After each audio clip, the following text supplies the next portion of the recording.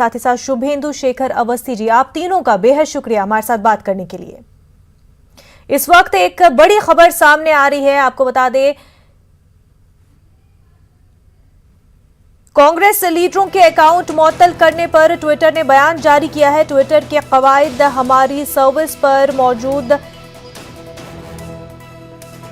सभी के लिए अदल और गैर जानिबदार है। हमने कई 100 ट्वीट्स पर फाल कार्रवाई की है। एक ऐसी तस्वीर शेयर की गई जिसने हमारे कवायद की खिलाफ वर्जी की। हमारा मकसद हमेशा अफराद की राजदारी और हिफाजत का तहफ़्फ़ुज़ करना होता है। तो ट्विटर ने इस पूरे मामले को लेकर के बयान दिया है। ट्विटर इंडिया का इस पूरे मामले को लेकर के बयान सामने आया है।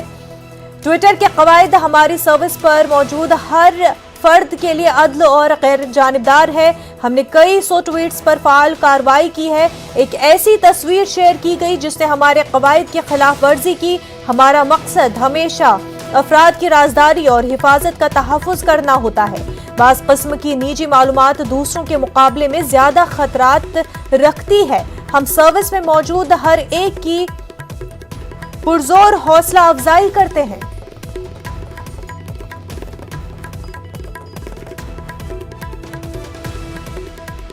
तो ट्विटर इंडिया की पूरे मामले सफाई